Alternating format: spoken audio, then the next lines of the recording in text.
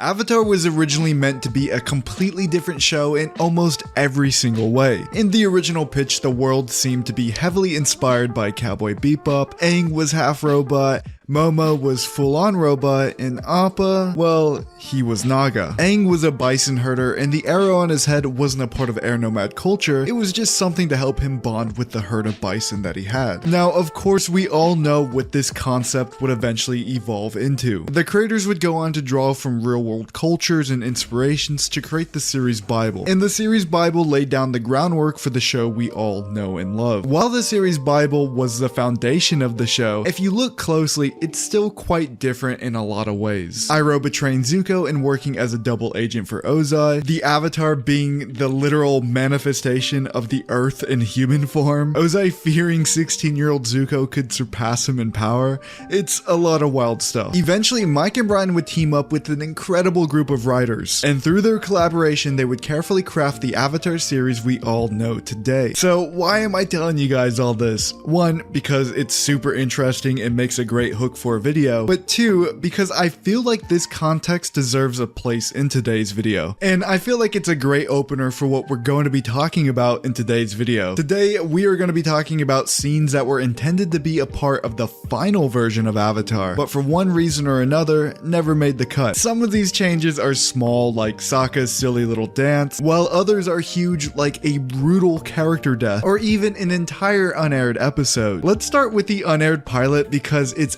absolutely insane. This pilot has never aired on television and has even been removed from the official Avatar YouTube channel. Unlike most shows where the pilot becomes the first episode, Avatar's pilot was a little bit different. It was more of a proof of concept piece to help sell the series to Nickelodeon. Now, you're gonna see as we talk about this unaired pilot that it's not a part of the official canon. You couldn't even try to justify it. It's full of all of these ideas and characterizations that never made it into the final version of the show, which is why I'm talking about it here in this video. The intro of the unaired pilot starts similar to the one you're familiar with, showing water, fire, earth, and airbenders. But this time, I think they're apparently meant to represent Aang's future masters. Water is an early design of Pakku, earth is Toph. This was originally meant to be Toph, an older man. Brian credits the head writer of Avatar, Aaron Ehaus, for creating the Toph that we eventually got. And thank God for that, because I could not imagine a 40-year-old man tagging along with Team Avatar. The Firebender is a little bit of a mystery. I don't even know who this could be. Maybe an early design for Zhang Zhang. And of course, we still have Aang there to represent air, as he's already mastered airbending and doesn't need a teacher. And also, he's the only one they could put there. Then we hear Kaya give a very long-winded explanation of the four nations and the Avatar. It really reminds me of that scene in Netflix's Avatar where Grand's explaining everything. It really feels like that. Once we dive into the pilot itself, it's clear that the characters are very different from how we know them today. And before anyone critiques the pilot too harshly, because honestly, that's probably why the official channel had to delete it, remember, this pilot is the reason the final show turned out so great. It proved that the show could work, and it also showed what needed to be changed. Speaking of things that needed to be changed, we see in the pilot that Aang just isn't fun. He's painfully immature and kind of dumb. Sokka wasn't funny or sarcastic. He was just rude and humorless. Katara was okay. She was the same at heart, just really underdeveloped. Zuko starts attacking Team Avatar, and the sea serpent shows up mid-battle, and somehow Zuko kills it on his own. Now, in the series Bible we talked about earlier, it stated that Ozai feared Zuko could one day surpass him in power and secretly ordered Iroh to teach him incorrect firebending. So this pilot moment of Zuko slaying the sea serpent kind of supports that. Later, surprise surprise, Sokka gets hungry and he goes off to find food, but he ends up getting captured by Zuko's crew. Katara and Aang try to come up with a rescue plan. Aang wants to go alone, but Katara stops him, telling Aang that he's too important to risk losing. In the final version of the show, Katara always wants Aang safe, but she also knows the world depends on him. Here, she kind of babies him. It's a little different. Now, I know a lot of you have probably seen the unaired pilot, so I'm not going to give you a boring play-by-play of the rest of the pilot. I'm going to give you the highlights. Katara shows up alone, gets captured, Aang swoops in and saves the day. Boom, we're done.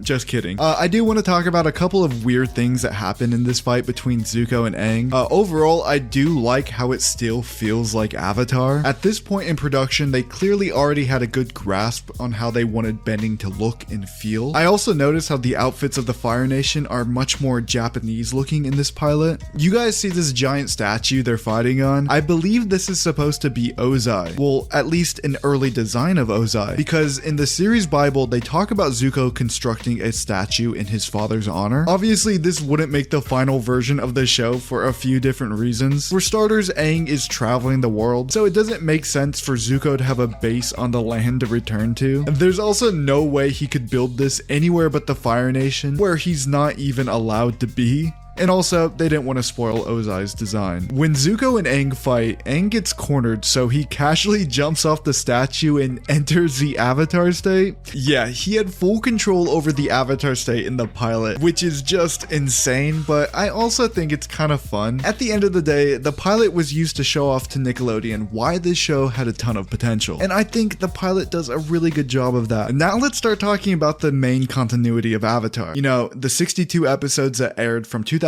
to 2008. Let's talk about all the deleted scenes from there. I had to do so much research for this portion of the video. This information was really hard to find. Now, this information was scattered all across the internet. I felt like Thanos trying to get the Infinity Stones. Some of this information was from super old interviews with Mike and Brian that they did on old deleted fan forums. Some of it was on Avatar Extras, which most people don't even know what that is. There's a few different things from old Comic-Cons where the footage looks like it was filmed on a potato. And you know, some of it was easy because, you know, people who worked on the show just decided to post storyboards. Season 2, Episode 1. You guys remember General Fong? He wanted Aang to master the Avatar state right away. To do this, he experimented on Aang in almost every way he could think of, but eventually he had to resort to burying Katara alive in order to make Aang into the Avatar state. Well, this scene was originally meant to go down extremely different. In the early drafts of the series, when General Fong buries Katara alive, Aang enters the Avatar state like he did, but this time it goes way darker. Aang loses control and he vaporizes him where he stands, completely gone. No body to bury, nothing left, completely disintegrated. On the screen right now is some custom art I had made to visualize this scene. We all know Aang already had PTSD from the Avatar state, but could you imagine how much worse it would have been if he brutally killed someone in a way that left no trace? To me, it's fascinating to think how differently the story would have progressed if Aang would have killed someone like this. Let me know in the comment section down below how you guys think this would have changed Aang's character going forward, what he would have gone through.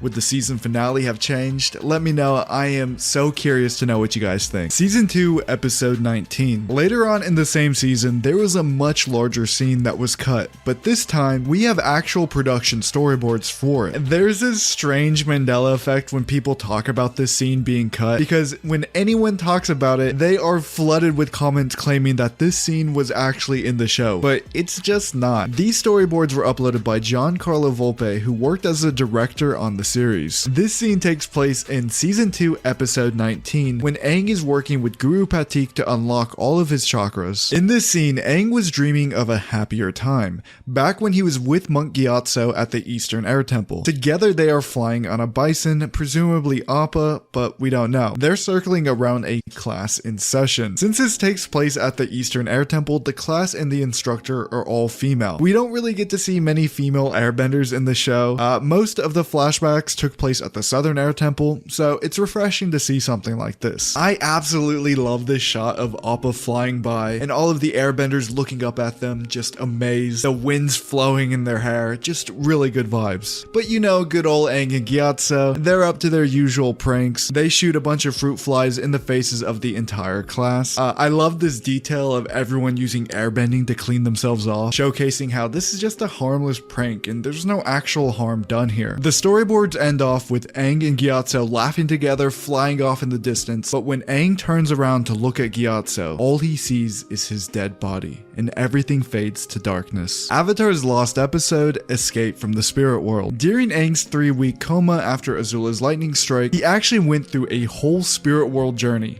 Now, it was debated on for years whether this was officially canon or not, but that debate has recently been solved because the Avatar Studios website officially confirmed it as canon, and they also officially dubbed it as Avatar's Lost Episode. In the spirit world, Aang must reconnect with his past lives, or the Avatar cycle will be over forever. Now, of course, Aang doesn't know this yet, so Princess Yue greets him and explains the gravity of the situation at hand. When Aang reconnects with his past lives, each Avatar offers him some guidance. Roku tells Aang about a time when he was trying to master the Avatar state himself, but due to his impatience, he tried to take a shortcut, which had massive repercussions. But luckily, they had a ruby? Yes, a ruby that calmed down an out-of-control Avatar. Roku teaches Aang that mastering the Avatar state requires patience, and in due time, he'll do it as well. When it comes to Avatar Kyoshi, she tells Aang about a peasant uprising in Ba Sing Se. The peasants in the city felt that the Earth King's role was outdated and that he didn't represent their values or interests anymore, so they stormed to the upper ring. During this riot, they destroyed priceless artifacts and buildings, basically anything that represented the old government. In response to this, the Earth King summons Kyoshi for her help in ending this revolution. He tells Kyoshi that he wants her to stop the revolution at any cost necessary, basically giving his blessing to kill these people. But Kyoshi refuses. A power struggle emerges,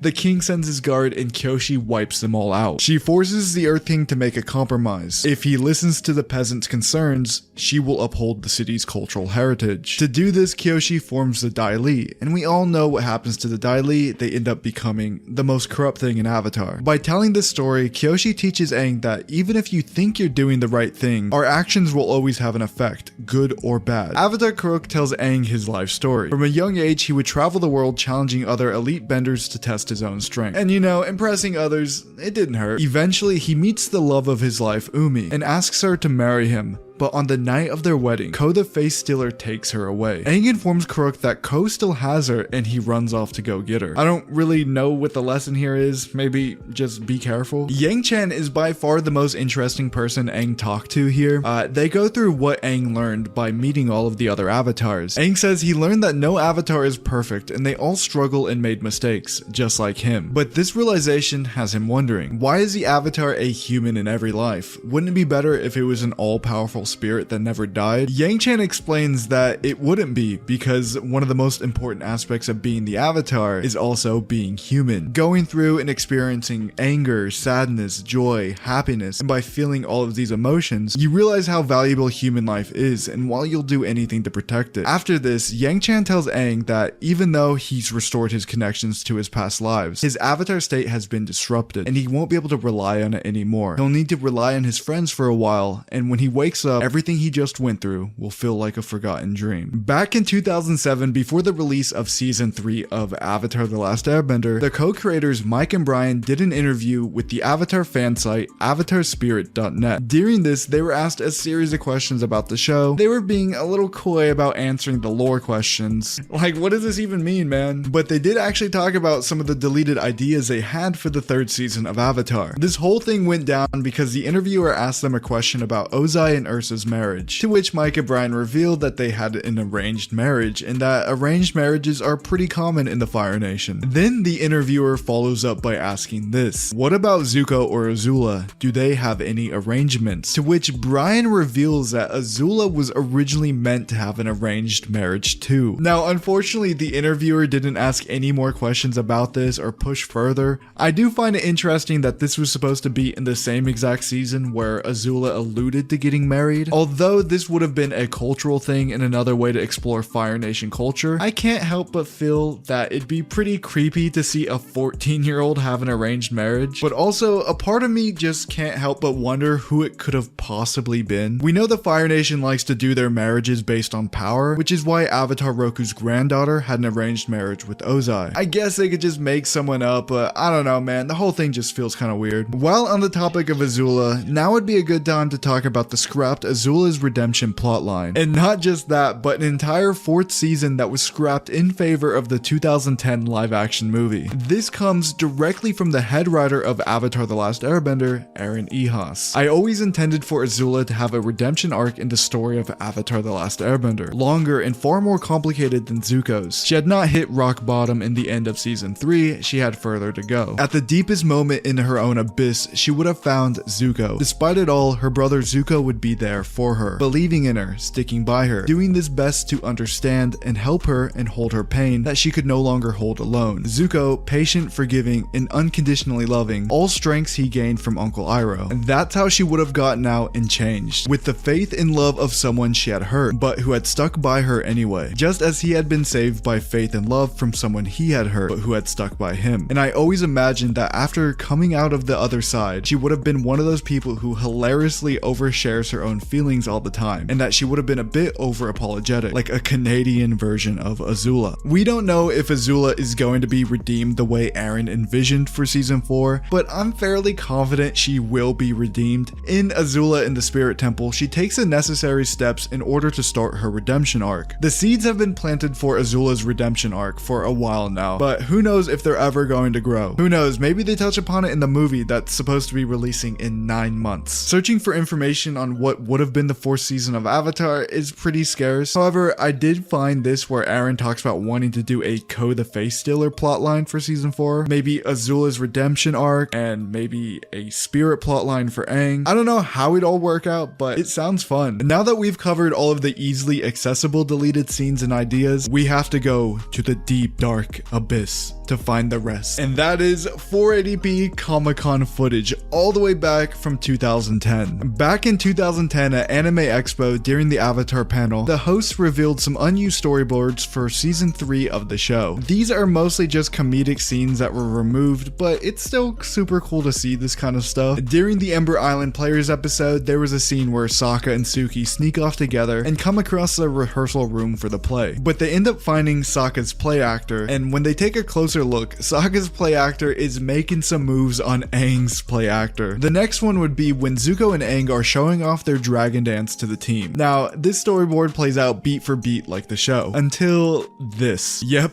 Zuko burns everyone there alive. Obviously, this was meant to be a gag scene. I think they realized these type of gag jokes don't really work in a show like Avatar when these type of things are supposed to have severe consequences. Interestingly enough, this made it as far as to have voice acting. Sokka had a minor deleted scene as well. This takes place during the headband episode when everyone was in the cave dancing. This is a weird one because they created a soundtrack for this scene, but as far as I'm aware, they never animated it. I don't really know how far in the process you have to get a soundtrack for this scene. Like are there storyboards of this somewhere in the Nickelodeon archives just buried super deep, or maybe even full-on animation? As the name of the song suggests, Sokka would have been performing a scarf dance, and according to the wiki, it would have been all by himself. Could you imagine a 2-minute solo scarf dance with Sokka in this episode? Like, I don't think it would have fit very well, but it would have been interesting to see. Alright, that's it. That is every single deleted scene, idea, whatever, from the original Avatar The Last Airbender series. If you want more content like this, please leave a like and comment, and I will see you guys in a couple of days with, I think, some CinemaCon news, hopefully a trailer for the new movie. We'll see.